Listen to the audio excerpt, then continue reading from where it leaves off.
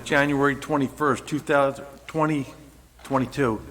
Notice of this meeting of the Township Committee was posted on the official Township Bulletin Board, the Upper Township website, mailed to the Cape May County Gazette, the Atlantic City Press, the Ocean City Sentinel-Ledger, the Herald Times, and filed with the Township Clerk.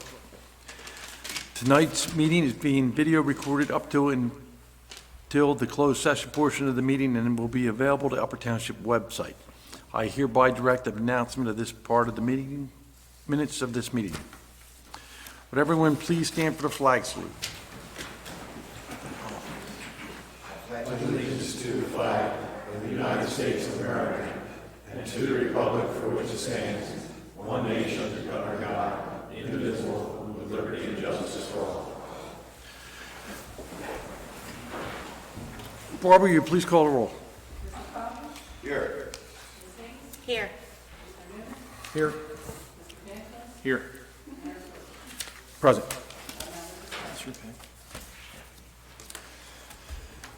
Has everybody had an opportunity to take a look at the minutes for the previous meetings? I'll make a motion that we approve the minutes of the January 7th reorganization and the January 10th regular and closed session minutes. Second. Please call the roll. Mr. Cox? Yes. Ms. Hayes? Yes. Mr. Loomis? Yes. Mr. Panther? Yes. Mayor Person? Yes. Motion carries with all in favor. Scott, do you have anything for us tonight? Good evening, Mayor, Committee. Actually, tonight, I have nothing to report. Well, thank you very much. Barbara, do you have anything? I just have one quick little announcement.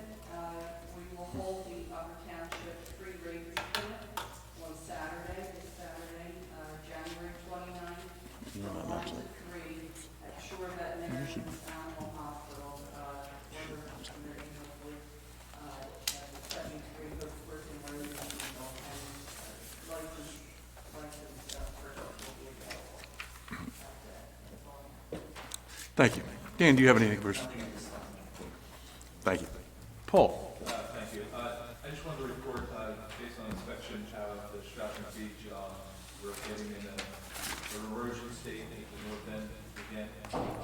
Several coastal storms that we have had have eroded the point, so we're going to have public works and then look at closing beach access at Stevie and Neptune Avenue down because of the scarborough, because it's come into the dune probably 10 to 15 feet at that north end, so it's something that we're going to have to put on our continuous radar to monitor the north end as we move through the rest of the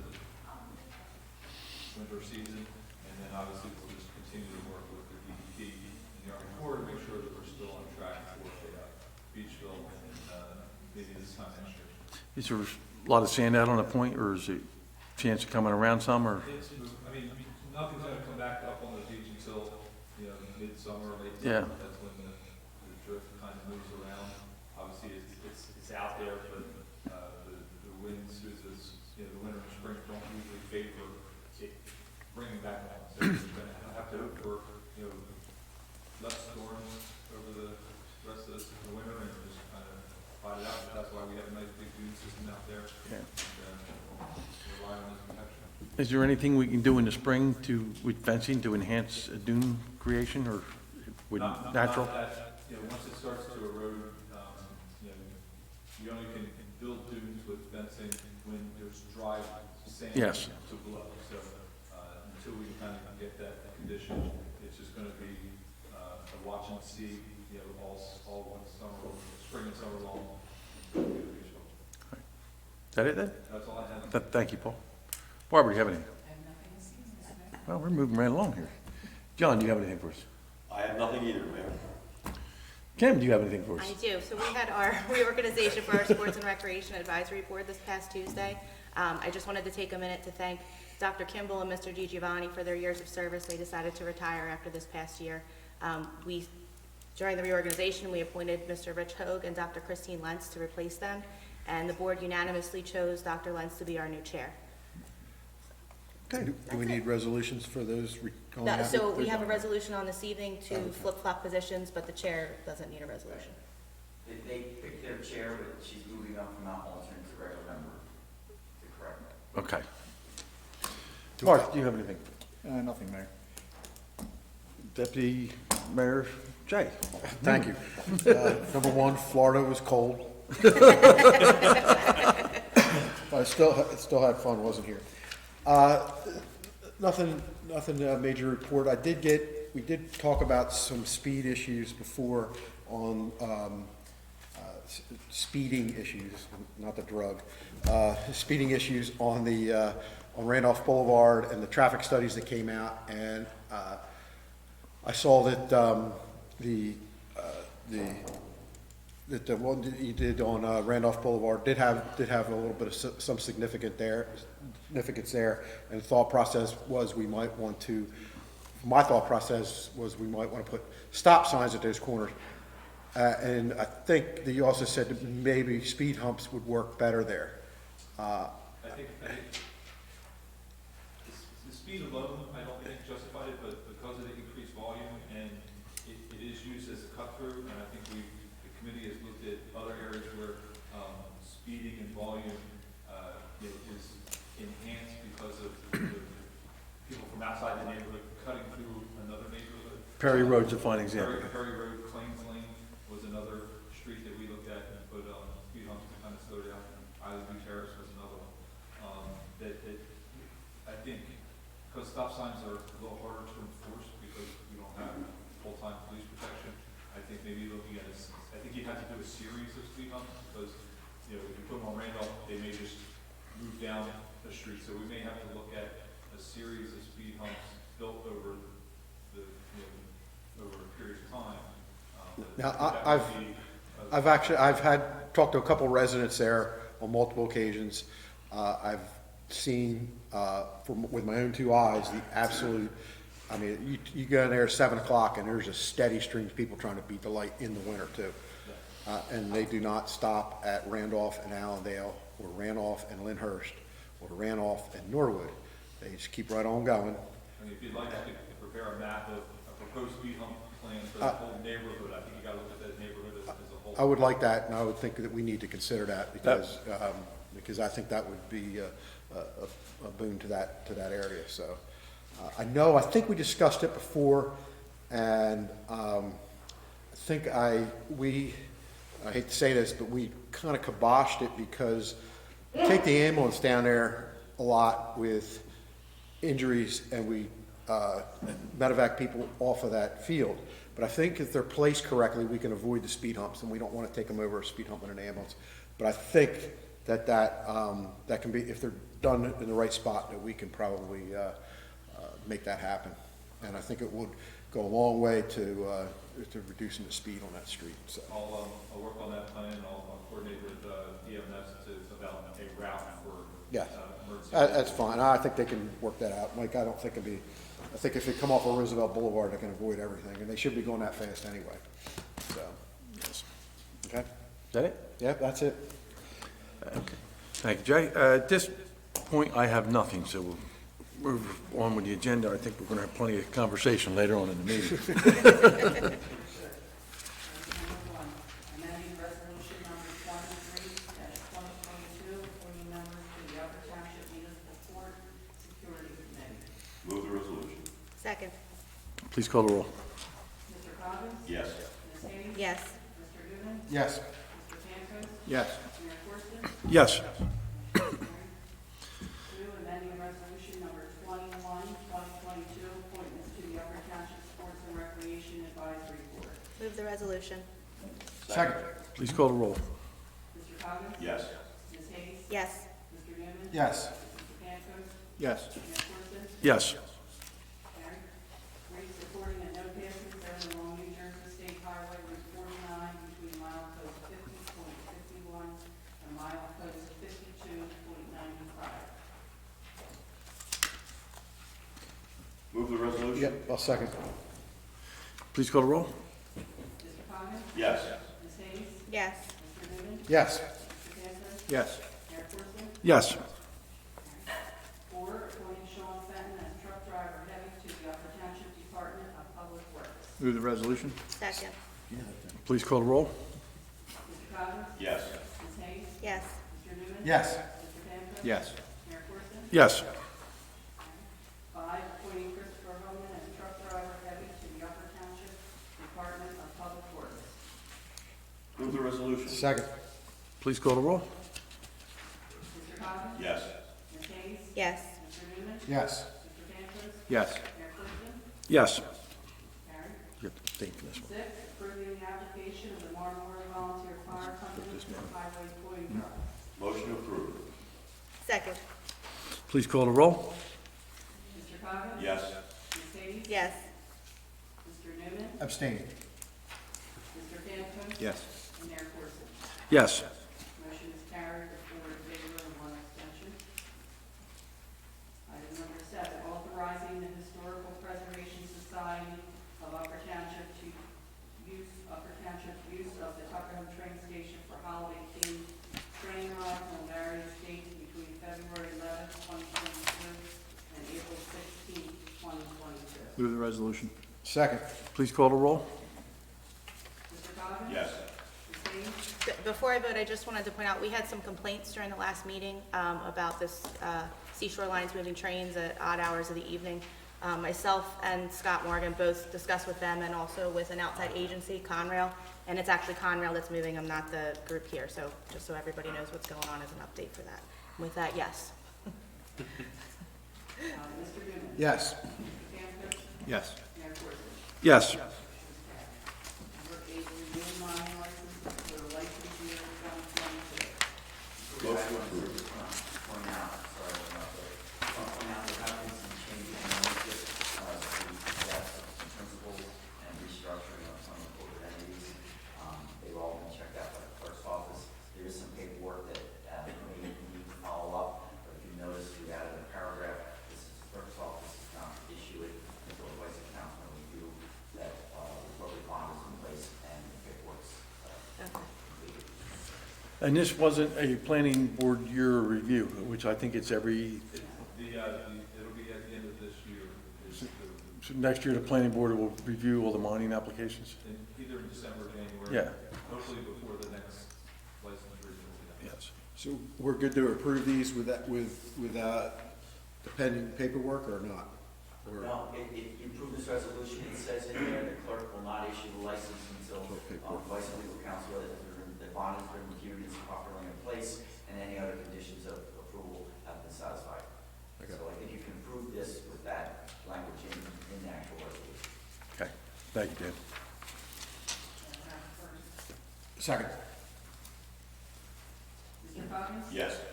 Ms. Hayes? Yes. Mr. Newman? Yes. Mr. Cantor? Yes. Mayor Corson? Yes. Motion is carried. Favor item number 9, authorizing the execution of a subcontract with the County of Cape May for the state fiscal year 2023 municipal line program. Move the resolution. Please call the roll. Mr. Coggins? Yes. Ms. Hayes? Yes. Mr. Newman? Yes. Mr. Cantor? Yes. Mayor Corson? Yes. Carried. Number 10, reserve budget transfers. Motion approved. Second. Please call the roll. Mr. Coggins? Yes. Ms. Hayes? Yes. Mr. Newman? Yes. Mr. Cantor? Yes. Mayor Corson? Yes. Carried. 11, authorizing payments from the Affordable Housing Trust Fund of Upper Township. Motion authorized. Second. Please call the roll. Mr. Coggins? Yes.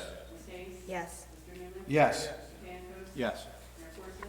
Yes. Before you act on number 12, I would ask you to table that till after the closed session, because one of the items in closed session impacts the contract. Okay. So we need to move to table that or just Motion to declare? table till after closed session. I'll motion table resolution number 12 until after closed session. Second. Please call the roll. Mr. Coggins? Yes. Ms. Hayes? Yes. Mr. Newman? Yes. Mr. Cantor? Yes. Mayor Corson? Yes. Carried. Table. Till after closed session. Item number 13, review of meeting procedures. In your packet, you will see some proposed consent agendas. This was requested at our last meeting by Mr. Cantor to have consent agenda. What the clerk has, Barbara's done is get you some samples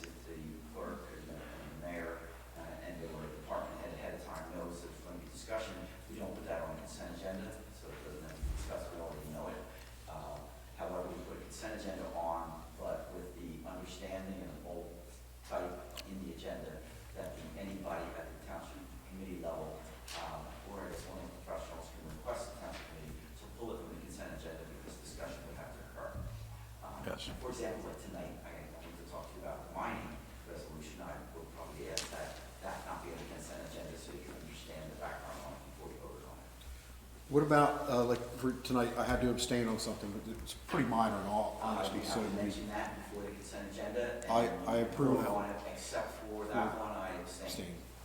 If you're concerned to have a record, we could pull it out of the consent agenda, so it could be voted on separately, that's up to you.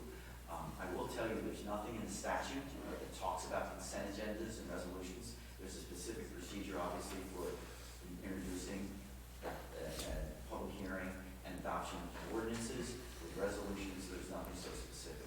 So, but as custom and usage, some towns, in order to expedite, because we, as I said, 90% of our items don't have comment, and in order to expedite, we I think a conflict like tonight, I think that could have probably stayed in consent, but let's say campground licenses, for example, that should probably be pulled out, and the record clearly right.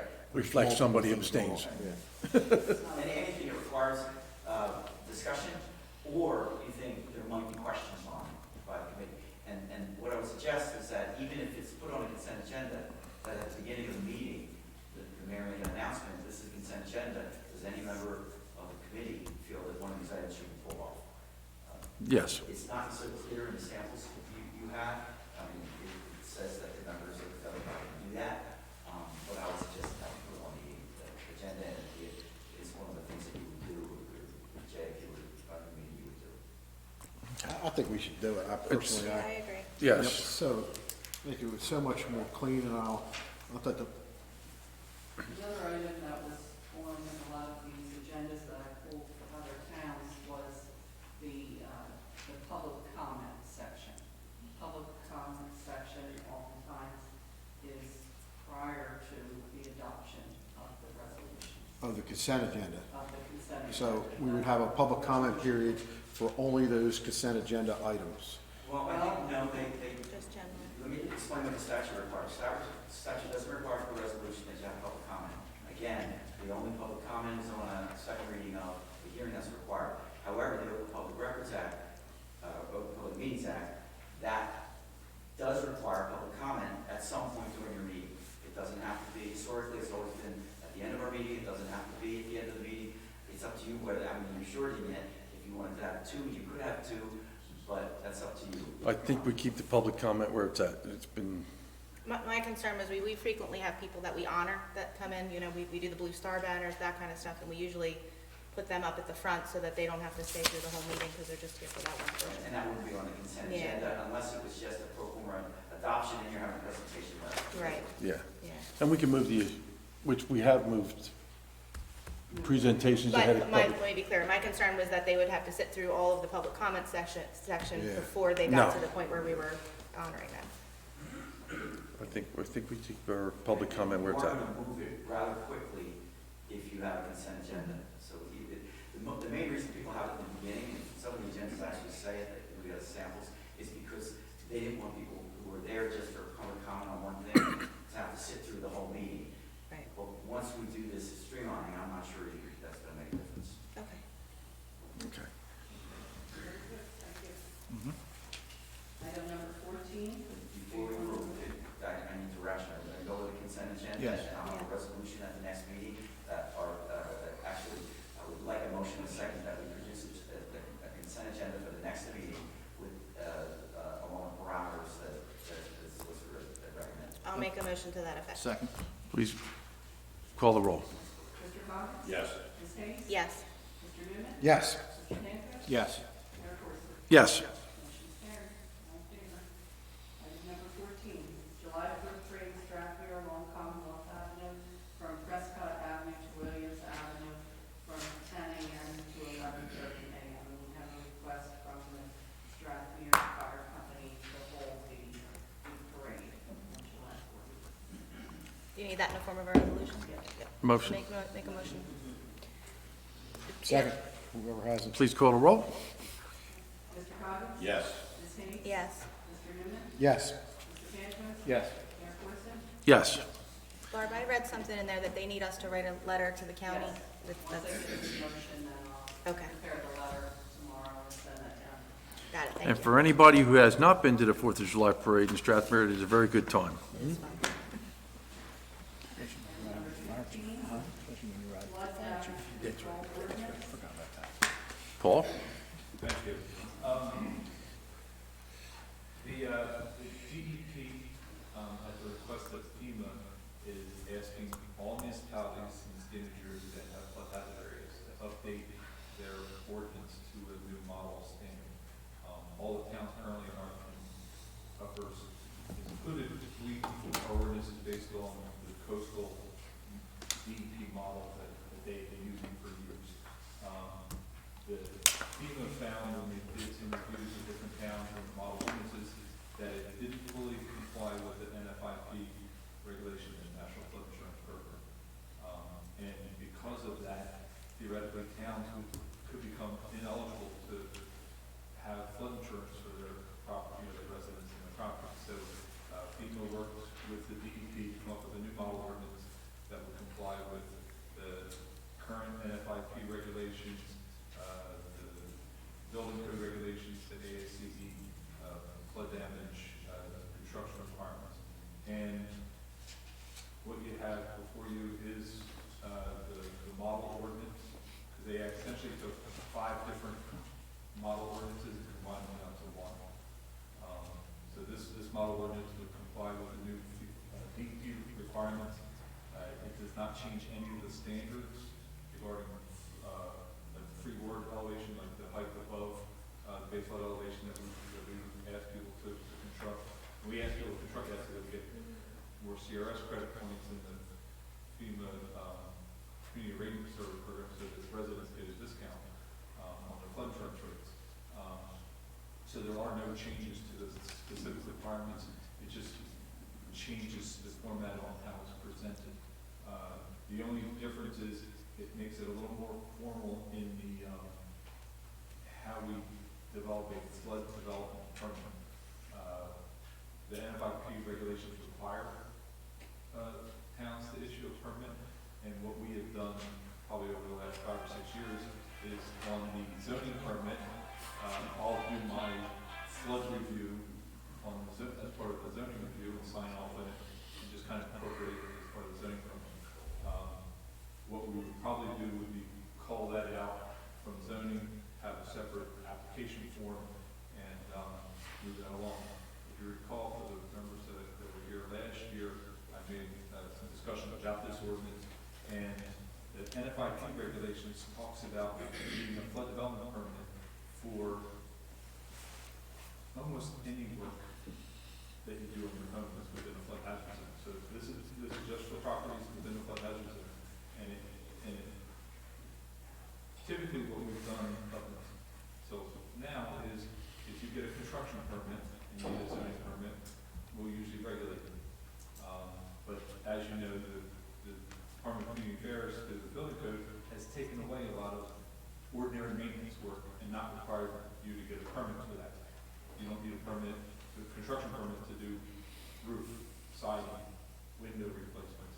There's a lot of those different general items. Or if you're just simply replacing, bathroom fixtures, your toilet, sink in your kitchen. But when you read the NFIP regulations, it says if you change a plumbing fixture, well, it's pretty ridiculous to require a flood development permit to do such minor work. And the reason why we look at flood development permits and want to track when people do property is when somebody does 40% more cumulative of improvements to your value of your home, we ask you that you now have to raise your home to meet the current standards if you're below the standards. So, there's got to be a tracking mechanism to determine what that value is. Now, obviously, we're not going to track every $200 value of construction. It would become arduous and really impossible and not an appropriate thing to ask our residents to submit for a permit for. So that's one reason why you haven't seen this ordinance come before you. Through discussions that I've had with the DP, they have agreed that an interpretation would be that based on, municipality could evaluate what the value of their homes are, look at what that 40% value is over a 10-year period, and look at what would be a reasonable amount to base when you need a flood development permit. And based on my analysis, my recommendation is to develop a policy and procedures that when somebody does a value of more than $10,000 work to their home, that's a substantial improvement, whether you're, maybe you're renovating your whole bathroom or something, doing a major, putting on new roof, or shingles, that would be something that, even though you might not get a construction permit, we would ask you to get a flood development permit if you're doing the work more than $10,000. So that's really the only change from an administrative spot or technical procedure that this ordinance would do. And we are required to. So that's in summary. If you look at it and you want some more, you get specific questions about any of the language in there, but it is essentially the same language, is kind of written in different nomenclature and format than what our current ordinance is. So I guess the next step is to get it put on our agenda. Well, it technically is a land use development ordinance. So we should send it to the planning board. Refer to the planning board. I don't know whether you want to introduce it first or refer it over first. It's up to you. Well, why don't we refer it to them first? That way, if there's any substantial changes, we don't have to reintroduce it. You have to your speech again to the planning board. No worries. Thank you, Paul. Thank you. And we get to hear it again. Thank you, Paul. The $10,000 figure, is that a figure that is set by us? I think $10,000 may be a little bit low. I agree with I that. agree. In this marketplace, I mean, $10,000 doesn't give you enough lumber to build a deck. Yeah, It may be, we may want to think, 25, 30,000. yeah. I mean, A deck would require a permit, which is not what this is directed at. This is directed at those instances where you increase the value of your home when a permit isn't required. Can you give an example of that, Paul? siding, putting it on, new shingles, not where you have to replace the sheathing, because if you're replacing the sheathing for your roof, that requires a permit. But if you're just tear off your shingles and putting new shingles on, that's what it does. I mean, I did an analysis. I essentially looked at all the properties within, I'll let you know why I went to 10,000. I looked at all the values of and this is the improvement value, not the land value. So Yes. just looking at the building value and added it all up. Took some averages and means and looked at that, and then took what the 40% value is, and then, estimated, okay, because we look at a 10-year cumulative, and this isn't a single, at one time would I do 40%. This is, if I do $20,000 this year, $10,000 next year, $40,000 next year, what would that aggregate be over a 10-year period that would hit that 40% value, which would then, would be that last improvement, would then trigger you to have to raise your home. Just to give you an example, yes, there's a property over in Stratmere, they're doing an addition renovation to their home. Now they're getting a construction permit, it's a $170,000 improvement. They're not hitting the 40% value line. They're at 37%. However, within the next 10 years, if they need to do a major, To put a set of steps on. then that's going to trigger them to have to, raise their home. So, when you look at some of the lower value homes, and when you're thinking of that, you have to remember we have a lot of homes on the mainland that are in a flood zone that maybe don't have the improvement value that we would all be thinking about. Take the house in Stratmere, improvement values are higher. We have a lot of homes that in their flood zone that have a lower, value where, the structure value is probably only $150,000, $170,000 on the improvement value of it. So when you look at, to divide that by 10, you're looking at $17,000 per year. Just, that's, it wouldn't take long to Accumulate 40%. accumulate 40%. So, I have to develop a set of rules and procedures for how we develop that number and how we would process this permit. So I'll provide the data and the summary of kind of the values of, the maximum value, the low value, the average value. It kind of shows really how I came up with that recommendation. Initially, it started actually at almost around 7,500, but I kind of moved it up to 10,000 just to beef it up. But, we are the ones that would set that number. But I think it's when we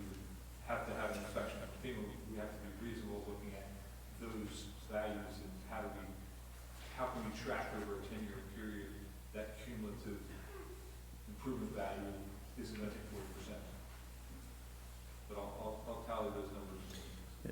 as we move forward. Well, I'm sure that question will probably come up at the planning board, Yeah. so you'll get to answer that question twice. Just bring it with you. Okay. Item number 16, I guess, Brooke? Administrative ordinance revisions. Who's, I provided the township committee with two ordinance provision revisions. One is to revise the township administrator position that would essentially have the administrator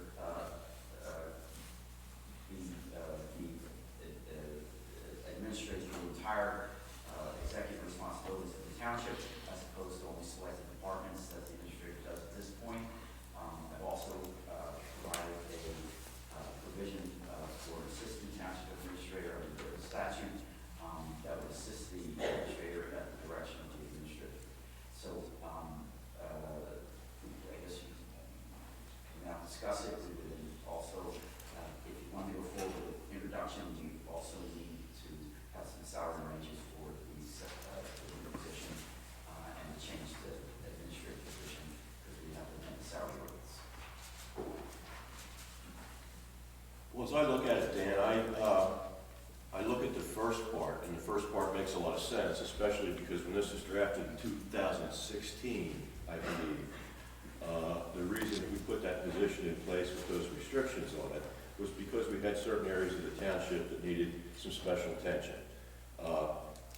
A lot of that has resolved itself, and it would make sense to give the administrator a much more broad-based scope of his work. In terms of adding an assistant administrator, I think it's not a very cost-effective thing to do or a very wise use of our township resources to add a salary and benefits. The other thing is, too, being a Republican committee, Republicans essentially are into and support small government, and yet we're talking about adding an additional layer of government here. I just think it's highly unnecessary, and I also do not think it is a very wise use of our taxpayers' funds. If we have this, if we do make these changes, the position of Assistant Township Administrator would be created. Does it have to be filled? No, these just create the township positions and the ability to fill them if you want. You do have a township administrator now appointed, so that Right. position's already there. And he's also been assigned a salary that's already there. The difference would be that I would need direction that the range in salary under the salary ordinance is changing because of the increased responsibilities or whatever. I would need to change the salary ordinance. And we don't have a position right now, an assistant administrator, that would have to be created, and obviously a salary range for the salary ordinance. And once again, we don't, still doesn't mean there is a person in that position. It just means that it's there. It's a vacant position. So this would give us the ability and flexibility to do that without being required to do it. Yes, if you wanted to do it, yes. Well, we're giving ourselves, again, we're giving ourselves the flexibility to expand the size of our government here. The question is it really necessary for a township this size for the amount of a budget that we have? You know, we're talking about a budget that's in the neighborhood of, $12,000 to $14,000. And to have an administrator plus an assistant seems to be a lot of additional horsepower on the, the general administrative side. Are there any other communities within the county who have an assistant administrator? Well, I can tell you the administration in Ocean City is significantly larger than ours. And so is their tax base. And there's no reason why the assistant administrator can't hold multiple positions, correct? It could be someone that's already employed with the township that we give that Yes. position, and it's additional responsibilities too. Yes. So it wouldn't actually be another pension and benefits it would maybe, as we've done so many times in the past, be a stipend for this added responsibility. I That think, only applies if we are taking an existing employee and making them right, that's what I just said. administrator, but yet keeping the same administrator in place. Well, your question was the assistant administrator and creating an additional position. Why would we need an assistant administrator? So what my point was that it wouldn't actually be a secondary role. It wouldn't be two new positions. The administrator position is there. We would have to bring someone on. It wouldn't be additional pension and benefits because this assistant would already be receiving pension and benefits. So you would be talking, you would be looking at doing something, for example, taking someone who is currently working in, one of the other departments and giving them additional responsibility. I think that's a Potentially. conversation we have to have. Right. Potentially. I think that's a conversation that we need to have. And that's usually a conversation that we would say for closed session because we would be discussing individuals and performance. And I don't think that would be appropriate to discuss that Well, no, here. we're not discussing individuals or performance now. We're just talking Right, hypothetically no. about what's the point of creating an additional layer, which potentially is an additional salary position. We have multiple positions in our salary ordinance that are created and not filled. That being said, if we create the position, we obviously can't fill the position until we fund it. So before we even go down the role of trying to fund it, we need to create it, if that's, So which presents the question in terms of funding. Currently we received our budget documents this evening for review. yes. Has there been anything put into that budget for a salary for the assistant administrator? No, because the position doesn't exist, which is why I think we need to move forward with creating it tonight so that we can look into funding it. I think we did put a number in there. It's Did a tentative number, yes. It's a hypothetical because in anticipation, there's a lot of anticipated stuff in there, which Right. I didn't want to have to amend it between now and next week and print more paper. This is Well, responsibility. Again, being a Republican and supporting small government, I just think it's a very unwise idea.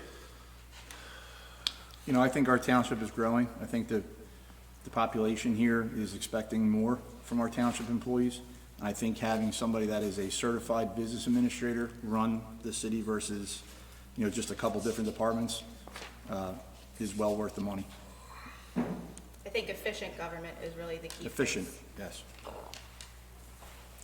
And I agree with everything that's been said across the board. And I think first thing we have to do is create the position, fund the position, and then fill it. And, first thing is creating the position. And just because we create it doesn't mean we're going to fund it, doesn't mean we're going to fill it. So So do we need a motion to create those Well, positions? to put it on the agenda for introduction, yes. Are we going to do a salary ordinance this time, or no, we're going to wait? With salary ordinance amendment going in, because we would need to know the ranges for that. Okay. I I don't think we're ready to put a price tag on it tonight. what did, just for, So the amended salary ordinance does require an ordinance, which means it needs to be introduced and then Right. published and then a hearing. Right. what is the number we put in here? 120,000. I mean, if we were to, 120,000 for an assistant? That seems like an awful lot of money. That seems high. So That seems high to just me. to clarify, when we do a salary ordinance, it doesn't mean you're paying the person that amount of money. It's a range that you have to guard, similar to what Mr. Newman was saying about, you don't have to do it, it's a range. I think we gotta wait on this negotiate because salary and then you. I don't know where the 120 put it in. So the only employees that generally are the same salary, because it's historically done this way in this township, are the union employees. The other employees, it's all range. For And- example, I'm sure. And it's a high, our it's usually a high. CFO is paid less than the maximum salary that's listed in the salary ordinance. Just so you're aware of how it So works. that's right, that's the maximum. that's the maximum, yeah, we could actually, the 120's in there, we could actually pay somebody 5,000, but not the, If it was an add-on, you certainly could, Yeah. if you're taking somebody and saying, hey, this is what your money is for that. Generally, you set a minimum and a maximum in the salary ordinance. Now, the minimum could be no salary at all attached to it, or the maximum. So I think we should move forward with that then, set it with no salary at all with a maximum of 120, and then when we figure out what we can afford to fund. The maximum, would that include, I think that's a little high. I agree, I think that's a Good, lot. because, I mean, that's not salary or benefits there, it's just the salary. The proposed budget does have, does take into account, some additional headcounts that have been requested. But- And an assistant administrator. But that 120 line item for, That's at the salary line. so that's not the benefits. salary line. Exactly, the administrator, the assistant administrator, both. Both. There's an additional $120,000 proposed in the budget for the administration line.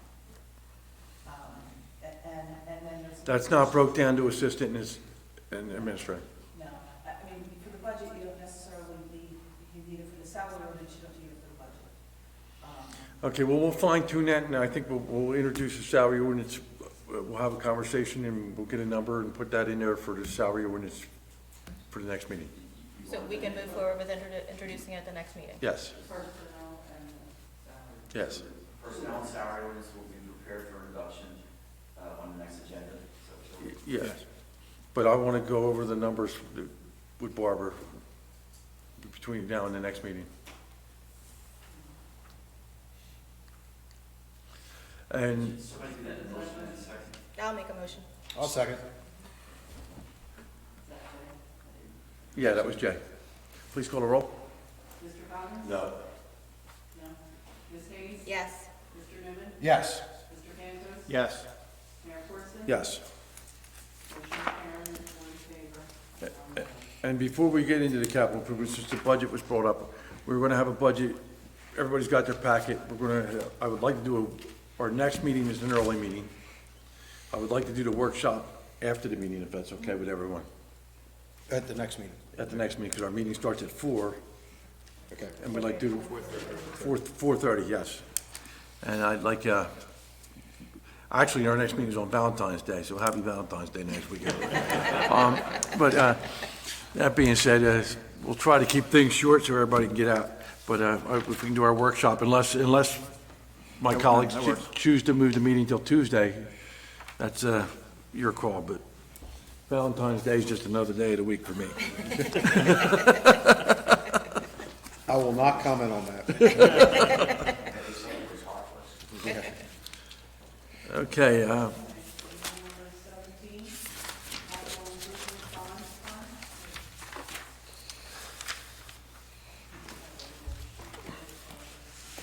okay, we have had a couple of things we had on the agenda here for our capital improvement bond, and one of them was to get the train station and the Gandy roof. We have to repurpose the bond. It's very important we get that done and repurposed in a timely fashion, because we can get a good chance of getting some open space money back. The other things were a couple, the EMS truck is a priority to get, that's why we wanted to reintroduce this. And the other thing was the lifeguard beach truck we have to get done. And then we also have a public works drain truck that has some major issues, that if we don't get one ordered quick here, we're going to be 2.5 to 3 years out, which the DEP says we must maintain our drains, and I forget, every 8 months, 6 months, yeah. So there's 530 to 610, 650, there's 700,000 right there, that we, I think, are very important things that we should repurpose the bond on. I do have a couple questions, and I kind of get it, you know, with all the supply chain issues and just the issues out there continually. The drain truck, I don't know who would know more about that than anybody. But, is there any way we could, you know, lease one of those or get on basis with another, Maybe shared services. shared services with another municipality. And I don't know about that, but I do know, it seemed like yesterday we we replaced the drain truck, and you and I had this discussion. Our drain truck is a 2004, believe it or not. It's an 18-year-old drain Last truck. time I was on committee. So I thought it was newer than that, but time does fly when we're having fun. And they are quite expensive. Yeah. And that's one of It's the. more than a fire truck, by the way. That's one of the problems with these things is, if we get a new one, we're not gonna lend ours to a shared service. Okay. We're not gonna wear it out in the neighbor's yard. These things are quite expensive. So, and I don't even know if you can lease one. I'm sure we could look into it, but I don't have the answer to that question tonight. I do know that if we were to go to purchase, it would probably be an 8-month purchase process to purchase immediately. But as the mayor said, if we wait on it, it's going to be 2 to 3 years to actually have it built. Right. The big thing is if we repurpose the bond, and we decide to repurpose the bond and start that ordinance process, and we find out in the meantime that we can lease these things, we can always repurpose the repurposed bond. Right. Because the committee, I feel, we have over 700 drains, just physical drains that have to be cleaned. And that doesn't include the associated pipe that's connected to those. The drain truck typically starts working, I'll say, you can figure it's almost in continuous operation from April through the end of the summer. Not every day, but, you've got 2 guys on that truck, a good period of time between April and September. And just going around cleaning drains, the early part of the season is making sure that the drains are open, for the spring rains, that are clogged with fleas and other debris. And it is a requirement to have, all of our, a program, they all have to be inspected, and then the ones that are need cleaning have to be cleaned. Now, we're not doing any of the county stuff either. I knew at one time we might have done 1 or 2 of those. Okay, over the years. And 1 or 2 times we have done our neighbor communities drains, and as far as I'm concerned, that's gonna cease. I know we have, I've sent fire trucks out to help them too, a couple times, because they ran out of water. Yeah.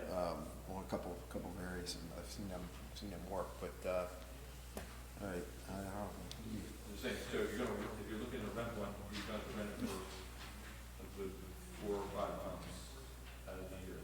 Sounds like our hands are tied Right. for the most part. One of the things we should look at as we make these purchase decisions, I know we mentioned that the existing piece of equipment is a 2004, but as you're looking at heavy equipment like that, the thing that's more appropriate as a measure of the age of the particular piece of equipment is the engine hours. And all of these pieces of equipment come with a Hobbs meter on them, so I think as we get into these discussions, we should probably have the information of that type in front of us. And the problem is, John, I think the engine seems to be running fine. We've actually worn out, You've worn out the back system. the vac system, the bed of the truck, the door doesn't seal properly anymore. They've retrofitted it a few times. It's rusted. Yeah. I just didn't realize it was 2004, really. It actually collapsed on itself from the vacuum, I believe. Yeah, it suctioned itself in. So I'm going to weigh in on behalf of Recreation here. There are a number of very large projects throughout the township, things that need to be repaired and updated. The football lights at Caldwell Park, they were installed in 1982. Those poles are rotted. I'm concerned it's a safety hazard. The money's been bonded for that going back to 2018, and it hasn't been moved forward on, so I feel like, the community center, there's, issues with the floor there that we've all discussed. There's the skate park is a problem. That's probably the most used facility in the township. It's starting to have some wear and tear, and it's almost out of warranty, so, there's some concerns there. I think we probably could get a little more time out of the skate park if we needed to hold that off for the next bond, we probably could do that. So what my suggestion would be is, I think there's a couple other things we probably, I'm sorry, Scott, but I'm gonna say we recommend we axe the pole barn as another place to save. Well, I know the Public Works Administration building, I think we probably need to go forward with that. But if we took the skate park off, I think we probably, and that, we probably could accomplish pretty much everything else we needed to on this list. I would just ask that if there are any funds left over, that we could use those towards some of the smaller projects throughout the township, like the hockey rink. There's some tot lots that need some upgrading and some help. You know, the tennis courts need a lot of work. The hockey court at Caldwell also needs some work. I can vouch one thing, I know those poles at Caldwell Park for football, that there's not a light company out there that'll put lights on those poles Nope. because they're Nope. no good, Nope, and that needs to be done. yep. well, that's, I mean, I guess what we should do is just go right down the list here. I mean, bottom line is to repurpose this bond, we have unspent bond total in the amount of $1,610,000. So we have request to the point of $2 million. So if we, right off the bat, Curtis, not to jump in, but if we can hold off on the skate park at that brings us real close to where we I need said to the skate park and the pole barn, I think we're be. there. Yeah. My question would be, I don't think you have enough money requested for football lighting. I think it's gonna come in a lot more than 200,000. Actually, no, I have that quote right here. I believe I do. Sorry, apologize. We did have the quote, the estimates on it. I asked Craig to send that to me. So Craig's got quotes for that? He does have quotes for the lights, you know, and I don't have that. I have the gym floor and the bleachers, but, and it was, Have we gotten the quote for the poles and all, I- the set I- poles? Yes, Yeah, that's part I of it believe we too. did. Do you And remember what it was, Scott? I don't I didn't remember write off it the down. top of my head. The poles are the most expensive part. Right. obviously. Yeah. The lighting part of it, they're all the new LED lights. And that grant program's we do still have a available. grant program that, yeah, we made I sure of didn't that. know as we had quotes for the lighting, I just Yep. couldn't remember everything. Yeah, no, there's quotes for that, and the grant problem for the actual lights themselves is still available, so that'll stay. Okay, so- That'll keep the cost down for that So significantly. look, if we just start at the top of the request list though, and we go down and check them off as we go, or cross them out. Drain truck, obviously may have we know we need that. What is the road mower? We have a request here for a road mower. It's to replace a mower. I don't have, I know I spoke to Craig about it, and he asked that we put on here. I don't have the exact details for the mower. And did you bounce it off you, Mark, or do you know? I don't have any. No. Okay, we have no details, so that's a question mark right there. If nobody's gonna be here to defend it, we're gonna kill it.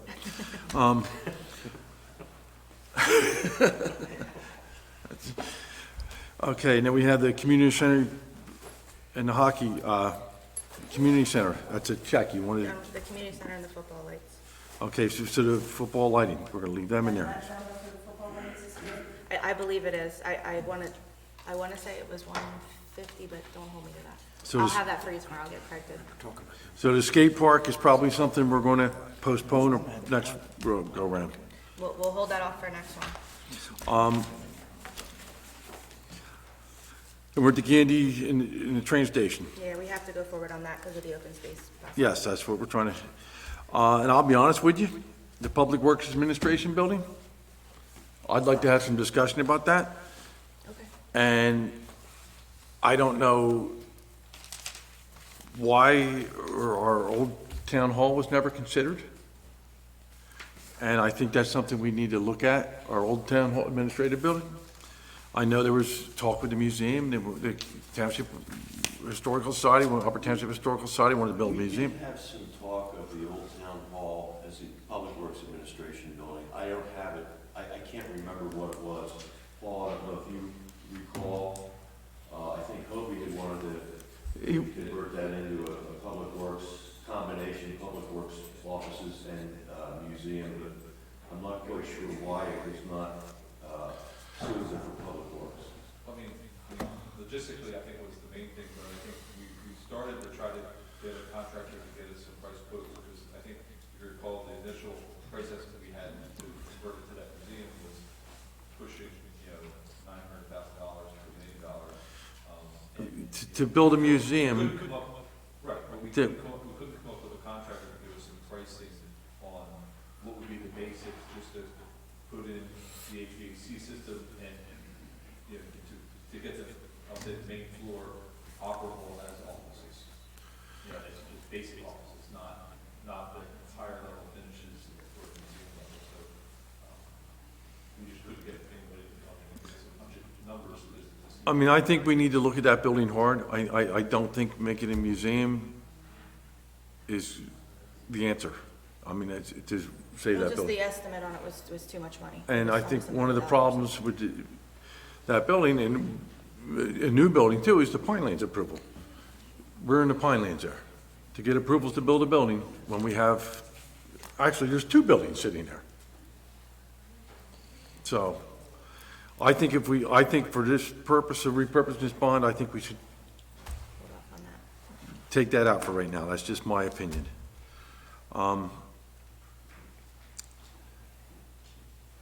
Then we have the pole barn for out back here.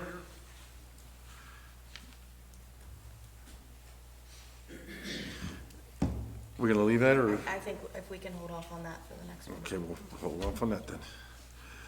The beach truck is obviously there, the EMS truck. So what's our total here? Now, let's see, 530. What's that?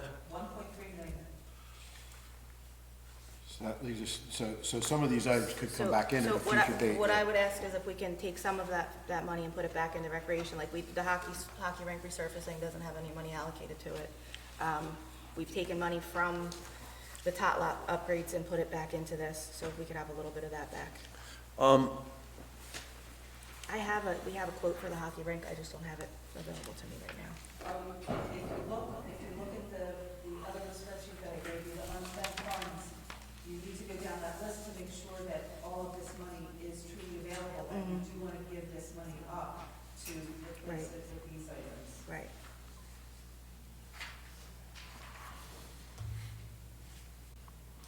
I mean, part of the money is to upgrade the top lots and all. Right, that's what I'm saying, if we can take some of that back, if it's available. Do we have any price quotes on, So we had tabled it about 3 months ago because they go on sale in January. So we figured that the price of 1 3 months ago, we could do 2 in January. So I don't have the price quotes today because I have to see I have to get John to look at what the sale prices are right now. What are the price quotes you were looking at? I didn't hear that. For the tot lots, For the tot lots, okay. yeah. I believe they were around 25 each at that time, so I'm hoping we can do 2 for 25.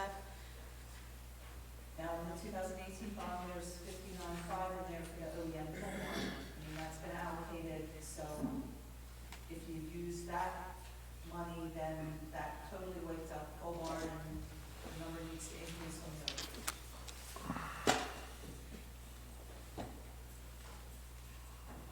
There is $35,000 in there for the Lent to Caldwell, so you can't totally eliminate that.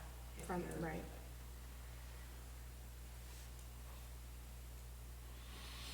well, my concern is holding this thing up. We can't hold it up for waiting for price quotes. No, I have price quotes on the hockey rink, and I have them, just not available right now. Are they? Okay, You've got some money in here, Paul, for the boat ramp paving reconstruction. Is that something that still needs to be done? The 2019 bond, there's $90,000. No, we should be.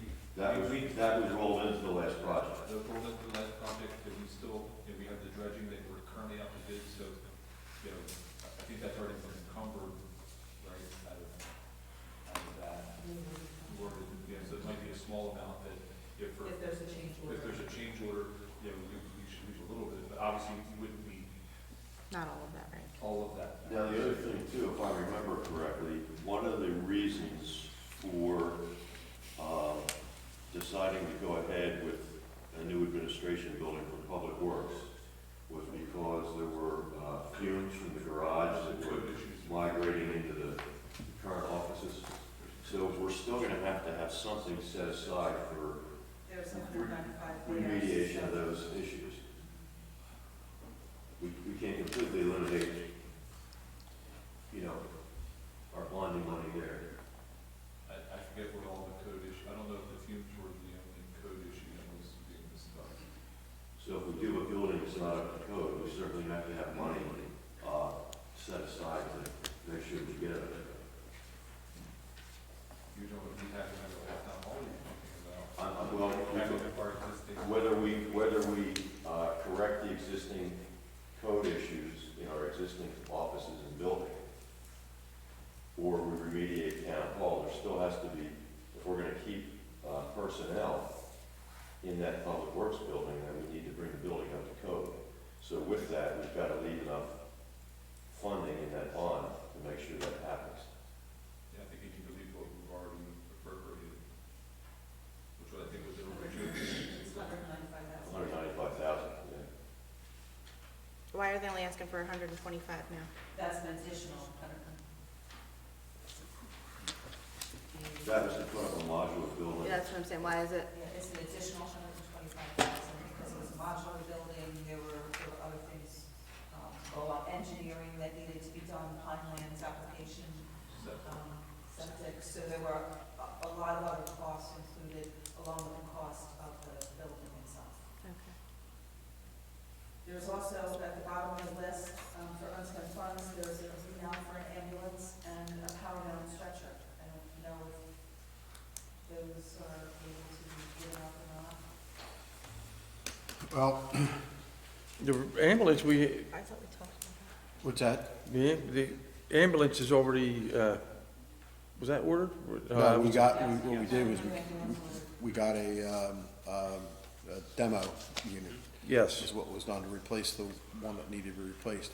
But what they're talking about now is remounting a current ambulance, which is, what year is 21-2? 2000 what? 16. How much is it, 102?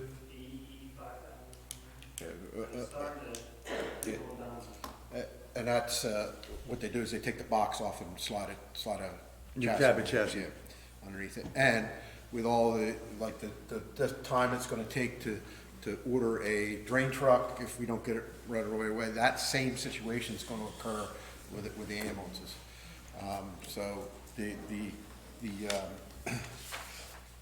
other item in here that we talked about, the EMS truck, that is replacing a pickup truck utility vehicle, command type vehicle that is needed, and I think that, what year is 2112? That was needed yesterday. Yeah. 2007, it's got, you know, just spent 3 months in the shop, so that tells you where that is. But, I mean, these vehicles get used every day, and, Just like the lifeguard truck, if we don't get a lifeguard truck by the beginning of the season, Public Works or Recreation or somebody's gonna lose a vehicle because the lifeguards are gonna take it. yeah, well, they gotta have it. Yeah. And there's stuff out there, but it still needs to be, we need to move forward with this. Now, the remount, I would like to obviously keep in there, because, that can be, that kinda needs to move forward. So if you take these items off of the available funds list, we're now down to about $1 million. So, That's but available. what were we at the, 1.3. so we're still $300,000 short. Yeah.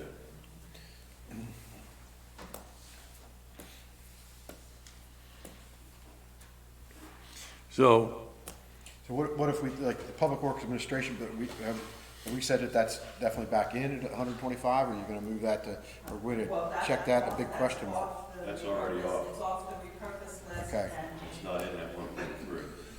So does the 195 from the other one then become available also? no, you said leave that in. But if we're taking, so if they need an additional 125, Well, that's off the That's, list, we're not even considering. right, That's that's what all they needed voted. on top of what was here. right, so that's what I'm saying, so that's all together then, it's more than It's 125. We have 195 available currently. they were looking at spending 240 or That's something. what I'm asking, the 195 is included in that? Correct. Okay, that's what I'm asking. Yeah, two. Yeah, we're looking to spend 315, yeah.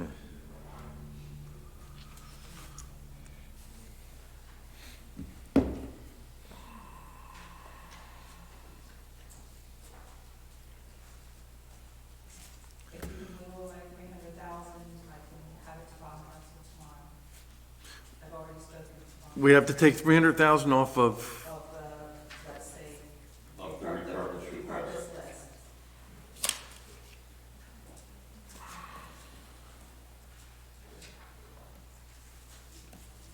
well, let's go back through it again. The drain truck, we need that. We need it. The road mower, goodbye. Question mark. That was not included in the 1.3 million.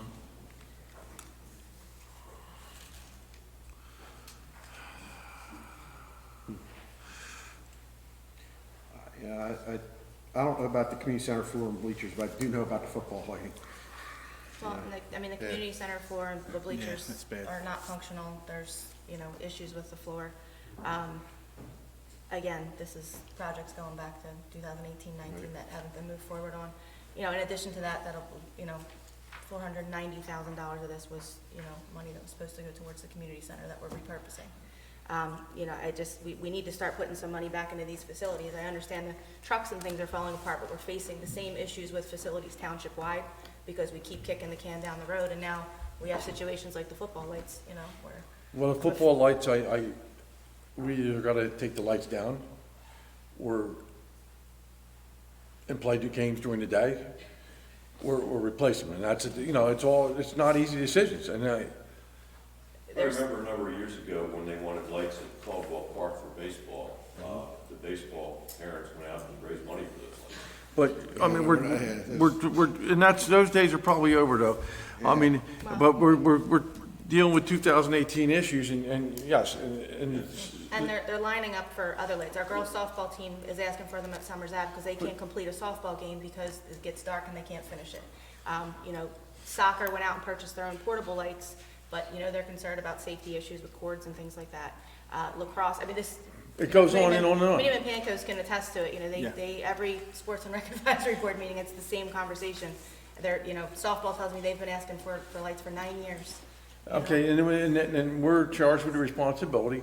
We have to decide. I mean, to repurpose this bond, do we want to follow DEP guidelines and keep our drains clean, or do we want to light up a ball field? We're charged with the responsibility of providing adequate facilities. That's the agreement we have with the sports teams in the township. Yes. They run their program, they don't cost the taxpayers money, they're financially independent, and our responsibility is to provide adequate facilities, and we're not doing that. And we need to, Kim, I understand that. But this has been bonded since 2018. Your predecessor didn't move it off the center line. So, Well, this was not bonded. The community center was not bonded, the floor was not bonded. Football lighting, we had a very small number in for football lighting. And then we quickly found out that we needed a whole lot larger number because we needed to replace poles. yes. So that's where we've kind of been with the football lighting issue. And, I mean, we got 80,000 in the train station roof, and it's, we need to put a roof on the building, we need to keep that there, because we have a good chance of getting some of that money back through county open space. So that's why that's there. I mean, but we still have to shave 300,000 off of this?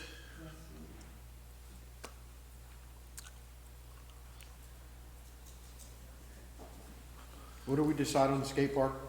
We scrapped that already. Okay.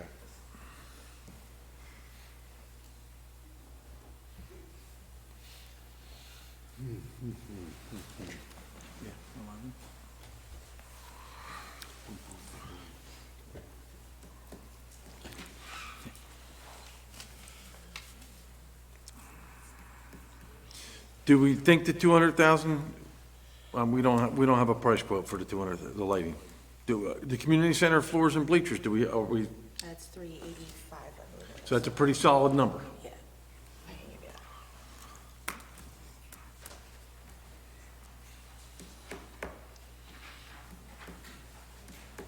Yeah. This is a quote from September, 319,430. But for the floor. I have, But then there's bleachers that need to be done as well. I have 397, 815 for the entire project. Okay, that includes the bleachers. Yep. Is there an expiration on the quote? There usually is. We would have to get a fresh code on this, so that 400,000 may be on. That quote's not that old, though. That's, It's September, but sometimes the quotes don't last more than 30 or 60 days. The bleacher quote is from June of last year, so they would both need to be updated. Well, So the 400,000 may, could be that one.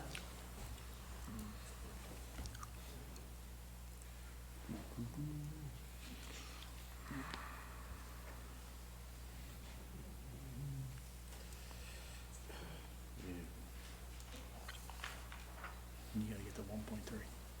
we have to get 300,000. We have Well, to, you've got two things that are involved with public safety, and that's the beach truck and the EMS truck, so they gotta stay. they have to stay. I agree. The drain truck also has to stay. and the roof on the, if we got a good chance of getting half our money back on the roof, so that's with that available grant. So bottom line is, we're down to, Community center floor or the football league. if, we are gonna introduce another bond in, I have another list of future bond items. And we're already putting $500,000 for the skate park I'm gonna ask for on that next bond. Well, We're gonna that- have $500,000 for that and another 400 for the community center, just, and what we're gonna do, is we're gonna have to, I think we should do the football lighting. That's the most important, I think, because they're in imminent danger of falling it's a down. safety concern at this point, I agree. I think we should move the community center floors and bleachers to our next bond. That being said, I think what we should do is that gives us, basically, that gives us the 900,000 when we're looking to get to 1 million. But that being said, can we put some back in for these playground structures at Summers Avenue and the other ones you had? Yeah, the hockey rink resurfacing probably has to happen first before the playgrounds. I know there's 2 playgrounds that need to be replaced for sure. But yeah, we can work with that. We can get a couple other projects, smaller projects done that we don't have to put into the next one. Okay, what do we have for the soccer or hockey rink replacement? Resurface. That probably needs a new one. That's an old I quote haven't too. seen a deal on that. That was a long time ago. Where, We talked about that like last October. is it on here? Well, based on the size of the hockey rink, I mean, I'm not sure off the top of my head what the dimensions of that would be. What's the cost of paving for a slab that size? Which is basically. By itself, it's gonna get real expensive. Typically, we've done those larger resurfacings with a paving project. Well, we tried that, if you recall, and they didn't have the equipment to be able to turn the corners of the hockey rink. That's because it wasn't the corners, it was because of the time frames. I mean, when you do that major thing, you have to take the whole sides Mm-hmm. down, so you Right. don't have to worry about turning the corner. Right, you Right, have to yes, put a slab, You yes. have to take the whole thing. boards back. Yes. They didn't want to do it because it was a change order, wasn't part of the original contract. If you make it part of the original contract, then it's part of the contract, you have to do it. We were asking them to come in and say, hey, can we do a change order to add it to it? And they didn't really, because it was small by itself, they didn't really want to add it to it. Okay. They already made their money on the table. So, But if you make it part of the project, then you, so we're gonna actually, in our next bond, we wanna do a big paving project. So, That could take a couple of months, depending on how much you want for. Right. On top of $900,000 in repairs between the community center and the skate park. It is what it is. so we have $100,000. Do you wanna try to repurpose that in recreation? Yeah, can we repurpose that for like recreation? Can we make it like sort of a general recreation upgrades? Give me some. We have to, You gotta tag something. Yeah, it's gonna be tot lots, tennis courts, and the basketball court at Caldwell. Didn't we already do the top for the tennis court? We did the patch job on the tennis courts. They need a we're major that's repair. back to paving, isn't it? No, that's a No, different it's material, different. yeah. It's not Okay. blacktop. Okay, so Tawas tennis courts, did you say something? the basketball court at Caldwell. We can do something with that, yeah.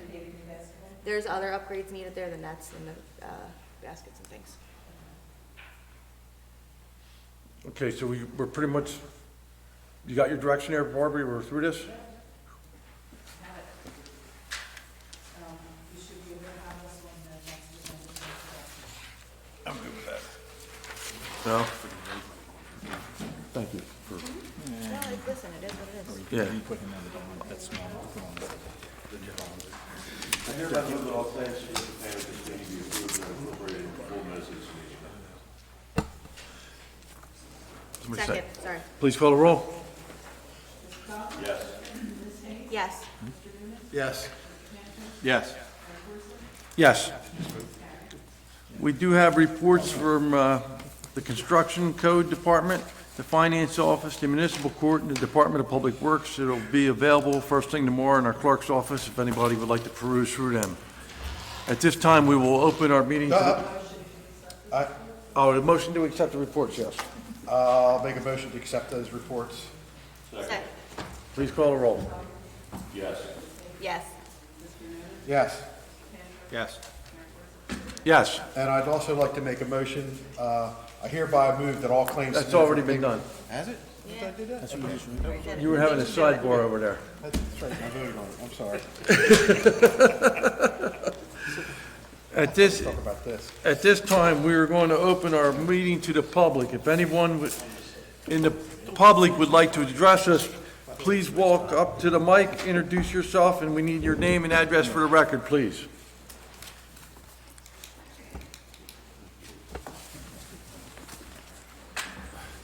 Yeah.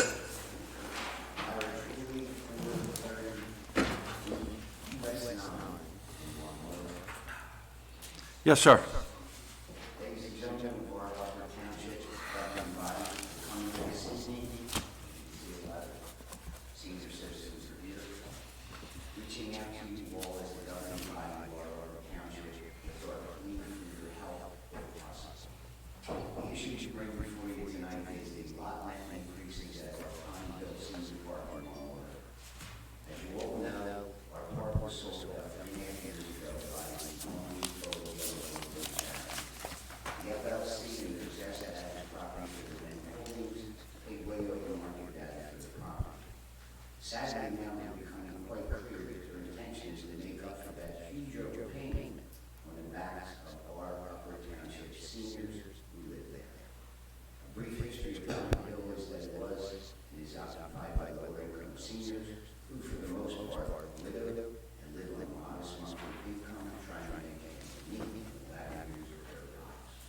Some of those people are dismissed, 87 years old, Millie Levy, 97 years old, and you could forget Francis D. Augustine, who passed away, Elsie Shearer at 102. Both are passed on daily residents of that one. This is what makes up our senior park all Pine Hill, we're looking to you for all kind of help. In a short period of 3.5 years, the lot line has increased between $130 and $145. When the tax was raised at a rate of 15 to 30, and many years, there was no increase at all. Going around Cape County, we have found that lot lines at similar parks were raised anywhere from $10 to $25 in that same time period. Continuing, we all know the increases are covered by state and federal laws, as well as in some cases by local. In those laws, for the most part, there is no known as car license, as you all know. Those being property tax increases, water and sewer increases, and of course, CPI, or inflation indexes. From what we've been able to figure out, our lot line rent increases due to the CPI number. But we were also told that our rear fence that we had our neighborhood a few years back was also using those expense spreadsheets and operating costs less covered by insurance. In my research, I have spoken to Middle Township Mayor Tim Dunn and Lower Township Chair Francis Sippel, asking how many counties handle their senior below 55 parks. They stated that they have local ordinances with a cap, but that those caps must also follow state and federal laws allowing for car lots, as mentioned. They've also stated that for the most part, the parks are owned by local residents, making it easier for those owners to understand the local incomes of the residents of the parks. And they have, for the most part, spread out over a few years any increases necessary to the residents. What we're asking of you all, as a governing body of the township, is to help in our plight against these out-of-town carpetbaggers who have no interest in helping us residents in any way by again looking over the seniors on fixed income in our park and acting in a more user-friendly manner in lot increases. To them, sadly, it's a business and they take care of guests. We have sent this letter along to Congressman Van Drew and our state legislative team tested, also asking for any intervention or help of any kind or suggestions going forward, as we are asking also of you, our local governing body. Please help us in any way we can, for we are the residents of your township, and we desperately need your help and your guidance. May I also add, today, coming home from work, I stopped at Shore Acre and found lot rents were increased there $10 and $15 this year. I don't understand how, in good conscience, the LLC out of Illinois could just look at the ages of the people in the market and just throw out 30, 45. We know the inflation number for 2022 by all intent right now is going to be higher than it was this year. Again, with everybody being, I run the senior center. I know there's people in that park that bring in $900 a month. $565 for just a lot. That's 565 a month? 565. Tim Donahue and Frank Sixel said they have caps, but again, those caps all, you have to follow the guidelines of the state and federal guidelines with the car rates. When I called up to the state legislature, State Senator Mike Doherty had told me those ordinances would never be passed unless there was car rights, because you understand, an example, let's take Blackmont Pond. If they are told by local middle township ordinances they can only sell a Honda Accord for $20,000, but yet they're buying the Hondas from Honda Motorport at 21, 22, 23, 24, how long would it be before they close the doors? They probably never would open them. Now, again, we're just reaching out to you. Don't know if there's anything you can do, any suggestions that you have. Maybe a letter from the local governing body to the LLC as they're doing. Saying, You were at Shore Acres, you said. What was the Shore Acres monthly rent? $470, which is $95 less than Honolulu. I would like somebody to ask me a question up there because there's a lot more that I know about. I asked you. Let's be realistic. You have the front piece and talk to the emergency of the township. You have there will be sewers on Route 9 down the Church Road. Okay, making that open space in the front a windfall. Now, they probably didn't blink at paying the extra money for the place, figuring somewhere down the road that would come into play. I don't know that. It's just me. Being a realtor for 27 years, I look at that and say, what else would I do? I mean, I'm planning on to come that the sewers are coming. And I go, all that aside, again, the copy of this has been sent to Congressman Van Drew and Senator Tesson's office. I don't know what they're able to do. Again, if there's anything that you can do to help these people. You know, Francis, Joe D. Augustine worked for Rutland Township. His mom was there until she passed away. That's the type of people that are there. It was always a low income senior park or trailer park or mobile home park. When the onlys left, when Doris Covey was still soon as you lost control to an outside entity, and they own many parks in New Jersey, it just goes into their REIT portfolio, and the human element is taken out. Again, I don't know if there's anything we can do, but I make the request on their behalf. Thank you very much.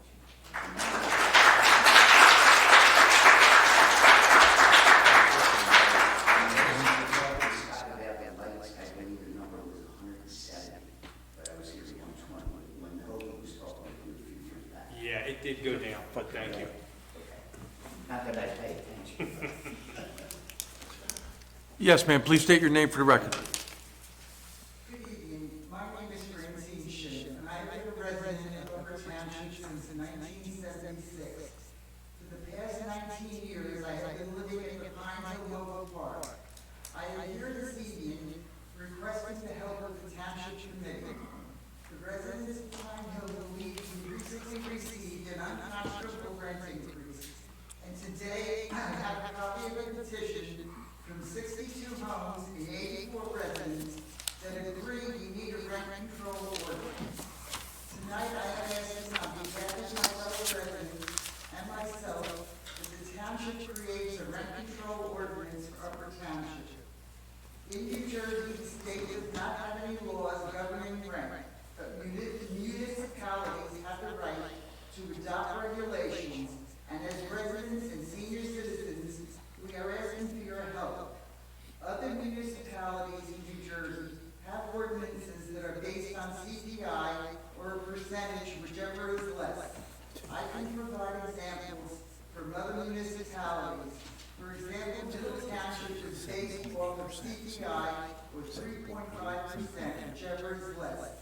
So Garden Lakes and Middle Township saw a rent increase based off of $16. The company Lakeshore Management from Illinois recently purchased the Pine Hill Mobile Park in 2018. Since they purchased the park, they have been increasing our rent each year.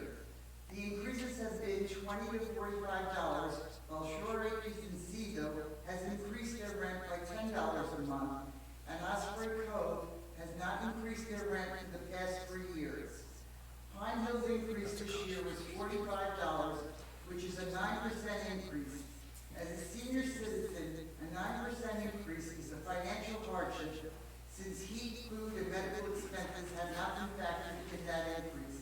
In closing, please consider helping the residents of Pine Hill and Upper Township by creating a rent control ordinance. Thank you.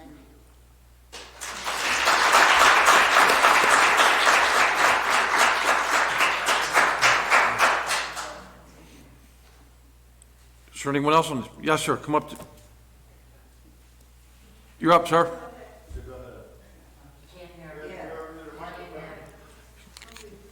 The only solution, first solution is to have better rent control.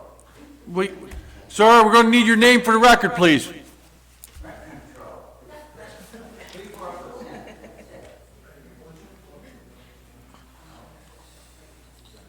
3-4%. All right, we heard you. You're interested in rent control.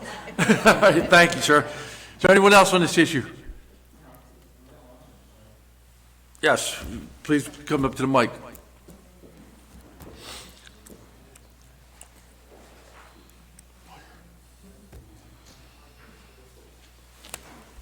Hello, my name is Gregory Rick Esquire, along with Bill Whitmer and Dawn Suspect. I'm here to represent Pine Hill Home Park. I'm with Royce Greenberg and Associates out of Marlton, New Jersey. I have a brief letter of what we have to say that I'd like to give out to the committee if I can.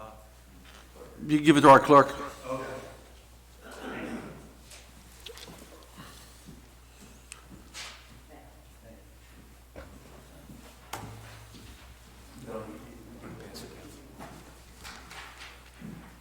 So Mr. Bill Whitmer is the regional manager, and he's here to discuss the following improvements. Thank you. My name is Bill Whitmer. I live in North Brunswick. I'm from New Jersey. I've been with the company for 40 years and have been involved in the Pine Hill since I was a Pine Hill is a 100%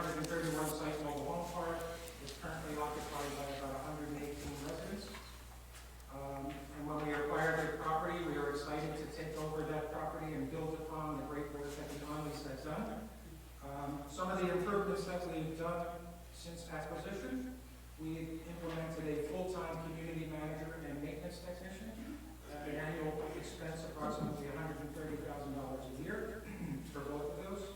That's one of the most common things that we hear at acquisition from residents. Thank you so much for having somebody in the office. There was never anybody here, and Pine Hill was no exception to that. That expense is approximately $82 per month per site. Some of the following upgrades, with the expense of $150,000 or more, and this is not a complete list.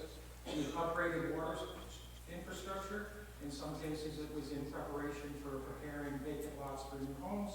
In some cases, it was broken lines where we would replace not only the break, but further down the line, whether it was a lateral line or a main line. We've upgraded electric systems, bringing them up to code. Again, whether that was for a new home or a pedestal that had collapsed. We improved the entrance of the community with a stockade fence and tree planting right at acquisition time, right from the get-go. We've upgraded sewage lines. Excuse me.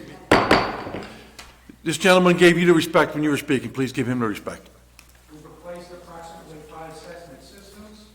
And of course, a new septic system versus something that was 40 or 50 years old flows much better, and that's a quality of life enhancement for our residents. Again, we've upgraded sewage lines. Again, when they collapsed, we found a lot of 1960s and 70s Orangeburg pipe, and we've replaced it with, more modern, state-of-the-art type of sewage systems. We had approximately 18 to 20 vacant lots when we acquired the property, in very poor repair, tree stump removal, grading, bringing in topsoil, just the overall enhancement of the community for the people that live either across the street or on either side, so that when they look out their window, it's not an ugly vacant lot. We demoed 5 vacant lots again. One of the things we heard the most at acquisition, please get these 1960s and 70s homes out of here, and we did. There's only one home remaining, and we're working through the titling process of that home so that we can remove it. So that's an enhancement that we were happy to do. We replaced fencing, almost 400 linear feet of fencing due to the tornado. We installed, again, from feedback from our residents, they wanted to see the garbage dumpster area enhanced. They recommended concrete pads, and we went ahead and did that. We removed unsafe trees from common area and from home sites. And some of the other ways that we are there for our residents, we hold virtual community meetings every quarter. Now, pre-COVID, we would do them in person. And attendance is virtual. They're invited either through text message or through an email. So if we have an email or a cell phone registered at the office, they get an invitation to come to the virtual community meeting. Or if we discuss things that we're working on, concerns that they may have. We have resident appreciation days, and it might be a small thing. For example, in, I believe it was September or October, we brought an ice cream truck into the community. And, it's just one of the ways that we show appreciation for the residents. When the tornado came through the community about a year or so ago, we had what we call the worker bee. We brought employees from all of our local communities to come help, and we did things that typically would be a homeowner responsibility. We removed a lot of trees, and just really helped residents that were impacted by the tornado. We do resident surveys twice a year, again, if they're registered with email or a cell phone. We're interested in hearing about their ideas and their concerns. One of the things that came up on the last round of surveys was they wanted, one of the amenities that they wanted was a fitness club. And up until that point, we really never had that on our radar. And as a company, we're exploring ways that we can do that. We're going to test it in a community in Florida. So it's just another way where we're listening to our residents constantly. We have a hardship program where if residents fall behind, we can give them anywhere from 6 months to a year to get caught up on the arrears.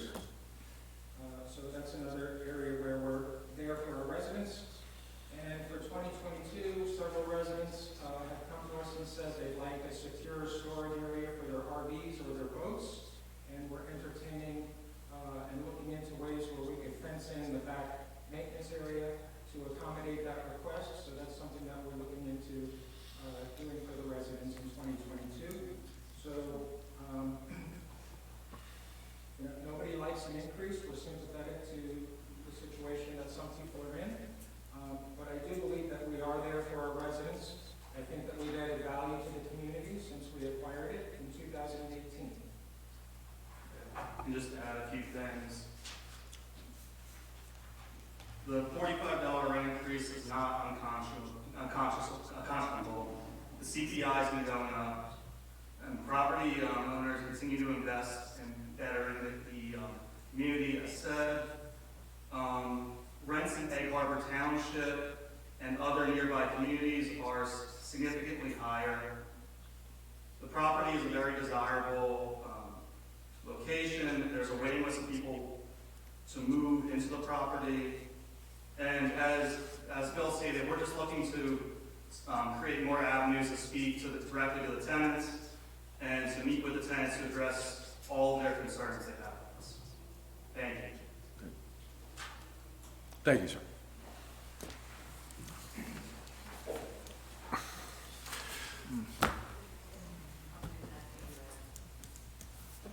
Larry Shirley again, 430 West Line. I can refute about 80% of everything that you just said. You talked about the fence in the back.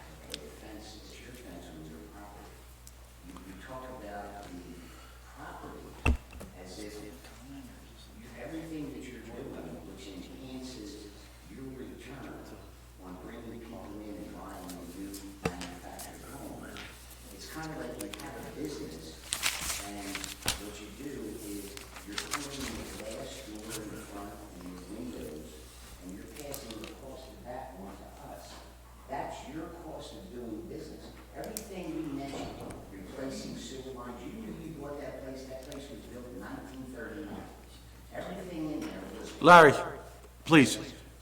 We're here to address the town, we're here to address the township committee. If you want to choose to go toe-to-toe with him, you can please take it out in the parking lot.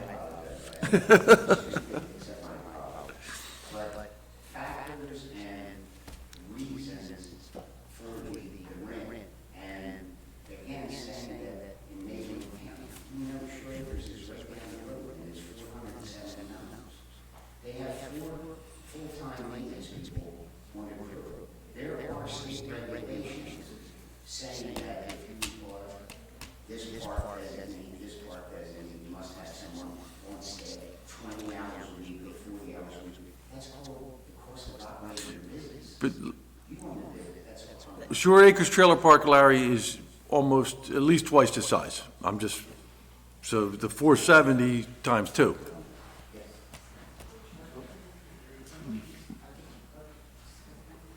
He has all these improvements. Well, the people that owned it before did these improvements every year. Yes, ma'am, I need your name for the record, please. They did it every year. And yes, we expect a decrease, but $45? Okay, an example, the septic tanks, on a rotating basis, they took care of them every year. Now, only if there's a problem, will they call, and even then, they don't know how to write it. I reported something, 2 weeks later, a man working in my yard said, I'm working with water here. And it's, they just hold off when it's time to do something. Oh, they'll do it eventually. But, like I said, the people who had it before, they kept it up. They did things every year, and they didn't give you a $45 increase. Thank you. Just want to say. Mrs. Shrimp again, right? Francine Ship. Yeah. At $520 a month, times 110 units is $572,000 a year. The taxes on Pine Hill are $44,000 a year. If water costs them $100,000 and salaries cost them $100,000, you're still talking about $300,000 that they have in profit. They do nothing for us. We have dumpsters. The trash removal, the insurance, I'm not defending them, but there's insurance, there's trash costs. I mean, there's cost. Yeah. Have you all had an opportunity to sit down with the management company? Like, have you sat down with them and voiced your She's, concerns? That's, I'm Andrea Friedman. I've been living in the park for a little under 3 years, and everything I heard tonight gave me such ability on their side, only because the character of these people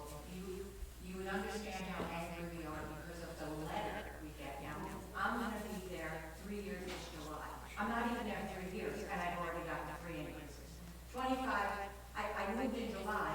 That January, I got a letter. Your lease is broken, this is your increase. I wasn't even there 4 months, and I got an increase. They were nice enough to hold that off for a year. Last year, I got a $30 increase. This year, we got a $45 increase. But the character of these people and the way they approach us, sir, they send us a letter, no letterhead. You don't know who it's from. It just says LLC on the bottom. No phone number, because they leave everything to Dawn, the wonderful maintenance and administration of this park is wonderful. You know how wonderful they treat her? They put her in a cement box, no heat, no running water, and no bathroom. Our girl sits there 10 hours a day and has to use a porta potty. I'm there 3 years, they're telling me they don't have the permit to put septic in. That's the second thing. The third thing is that fence that blew apart during the tornado, they have insurance. They didn't want to pay the deductible, so they put it on us at $45. Every single park manager I have spoken to between here and Cape May, I used to live in Garden Lake for 7 years, never got more than a $10 or $15 increase.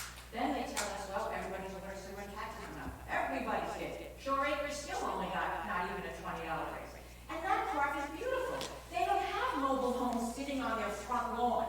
I had somebody come by this past summer who wanted to buy in my park. She pulls in, she sees a hot pink porta potty sitting outside of the office of a woman who has to sit there all day with no bathroom and no running water. She sees 5 mobile homes sitting all separated on the lawn. She goes down to Shore Acres and says, God, look at how beautiful it is here. I don't have the confidence in them. I think they're a little white trash. All because of the entrance. They see that porta potty, they see the building, they see this poor girl working in. First of all, I don't even know how the labor board allows her to work there with no bathroom. It's the character of these people in the letter they send. They send a basic letter. They send right across the board, everybody has to pay this increase or you are out in 3 months. They literally, they put the fear of God in us. They say, that's it. If you don't pay this, you're out in 3 months. It doesn't matter if you just moved in last week because your rent's going to go up $45. It's the character of these people and how they're treating us that's getting us so annoyed. We cannot reach out to them. They're lying when they say we're here for you. We can't even call them. They send us a letter with no signature, no phone number, no letter. And it's just bad form. It's bad form. I'm a retired realtor, 35 years in the state, and I cannot believe that they could treat these people this way. I just can't. I'm probably one of the youngest ones in the park, and I just can't believe how they can treat these people. It gets me so angry. So I apologize. All right, thank you.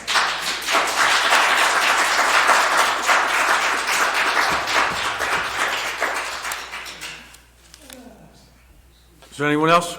Yes, ma'am, please approach the mic.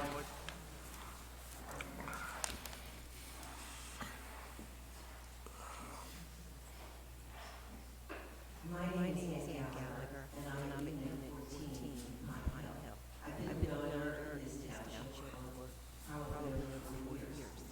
So I've seen a lot, and I've seen Mile Hill, and I like Mile Hill. And the only reason I think we're here right now is to ask you if you would consider putting something in your statutes and laws of our township that is prohibiting rent increases to a certain amount, just like the other townships and let have. That's what we're looking for. Because these gentlemen keep raising the rent every year at this rate. Where are we going to be in another year or 2 years? What's coming next year? That's my fear. And it's because we do not have anything in our township to protect us. And actually, you're protecting 4 or 5 other communities and senior citizens. We're not the only ones. You'd be protecting a lot of other people. And I really feel that that's what you've got to think about anything in our favor is to come up with an ordinance that the rent increase can only go so high. And you have to just, whatever you have to do to get that. I came in 3 years ago at 480, then it was 5, then it was 521, and now it's 565. In 3 years, I went from 480 to 565. We don't have anything to take our trash to receptacles. We have actually no amenities at all. And as far as what this gentleman was talking about, he must be another campground or something because the front of our disgrace. I sell real estate, I sell real estate, and I have to sell very hard. And you're right, right now there is a waiting list. But the market is the way it is, that's why there's a waiting list, there's a waiting list for everybody's house. So, no big deal. I feel that if you just come up tonight, you can help us with some kind of rent control, just like the other townships. You can help us in our increases for next year. And the other thing I'd like to say is, in all the communities that I've sold and I've worked with people in, every year when there is an increase, or even without an increase, they give them a statement every year showing where their money is going. We get nothing. We request it, we get nothing. And they should be doing that. And they say that they're raising our leases and giving us these, I've never seen any of these since I lived in there. And yet every year they raise me, they should be giving me a new lease and they don't. So there's a lot of things here that are wrong, but the one thing I do feel very strongly, we need something in there that they can't raise us any more than X amount. And we'll be like the other, and we'll get whatever it is, but we've got to stop somewhere. I know I do, I can't afford to keep going like this. Thank you. All right.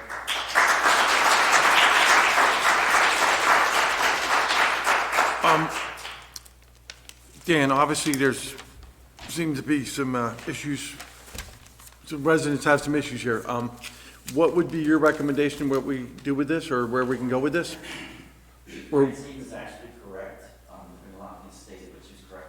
There is no state statute that either authorizes or prohibits the town from adopting a rent control ordinance. However, it's generally considered emergency legislation because of a significant issue with either lack of rental property or exorbitant rents. The basis of the ordinance, if it's adopted, should be some type of study that verifies that situation, if it exists. That's how it's challenged by landowners in most of the cases as to whether or not it's reasonable to adopt it. I will tell you that the case law does state that an owner, a landlord, has the right to a reasonable return. Almost all the ordinances have to have some mechanism for them to prove their reasonable return and go to a board to get approval for that if it's beyond the automatic increases that they may be able to do. I wouldn't introduce an ordinance or go forward with one without a study. You may want to do that yourself or ask the planning board to have someone hired to do a study for that if you want to go forward. if there was any kind of ordinance introduced, that would also involve a board to review rent increases? Any rent, you can have certain types of property where they find there's a problem, and this type of property there's a problem, there's a lack of it. Now, we have a very good-sized resort community, so this would just be year-round residents affected?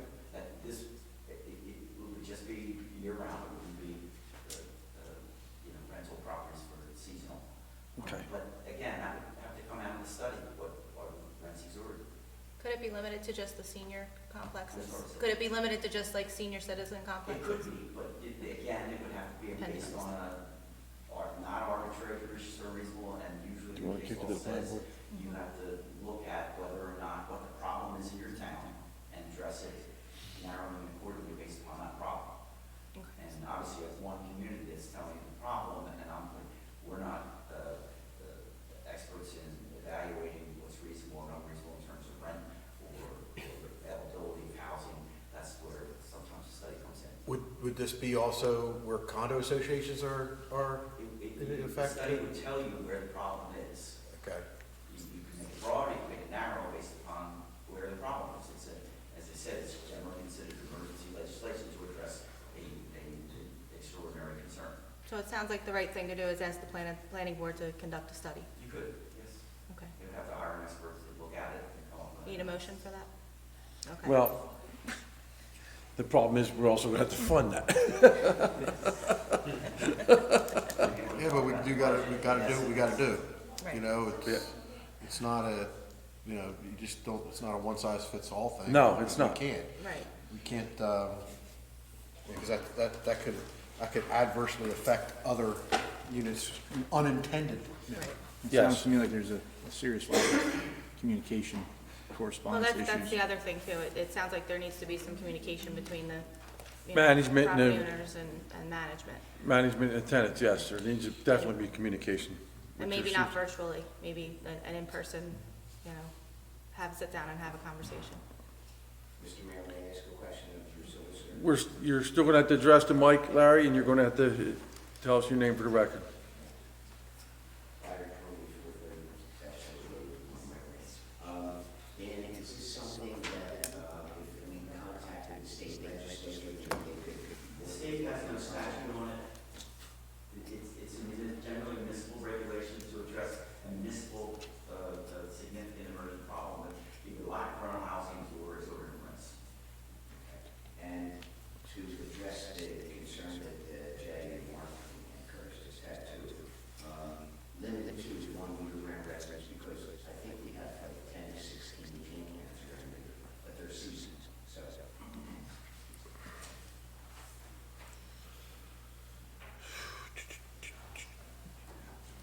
I guess, at this point, I guess we need a motion, A, to kick it to the planning board for a study. Paul, where would we reach out to find somebody to get an estimate on doing a study? I can work on that, and I'll have a budget number for you to make a budget meeting. Please. I'll make the motion for that. Second? Yeah, second, yes. Please call the roll. Mr. Thomas? Yes. Ms. Hayes? Yes. Mr. Bennett? Yes.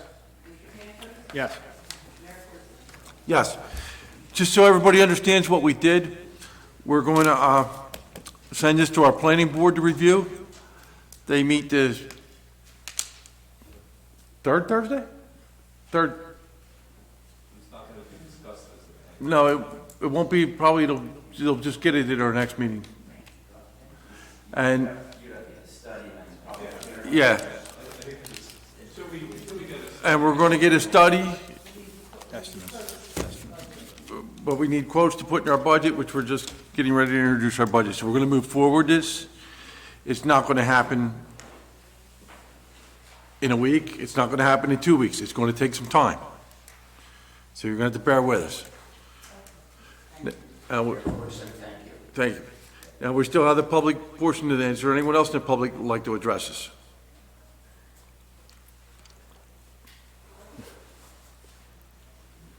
All right. Somebody like to entertain a motion to go into closed session, please? Doc Goggins has. I hereby move that a resolution be incorporated in the minutes authorizing the township committee to enter into executive session for the following matters pursuant to the Open Public Meetings Act. The matters of personnel, contract negotiation for the following: municipal advisory services, bond counsel, conflict public defender, conflict municipal prosecutor, Beasley Sport Development Group LLC, collective bargaining agreement, and website services. Potential litigation, Cape May County Agricultural Development. I also include my motion the estimated time and circumstances under which the discussion conducted in closed session can be disclosed to the public. It is anticipated that the matters discussed in closed session may be disclosed to the public on the determination of the township committee. The public interest will no longer be served with such confidentiality. With respect to employment personnel matters, such discussion will be made public if any formal action is taken, or with the individuals involved consent that it can be made public. With respect to contract negotiations, such matters will be made public when negotiations have ceased, and there is no longer a reason for confidentiality. With respect to litigation matters, such discussion will be made public when litigation is complete and is applicable.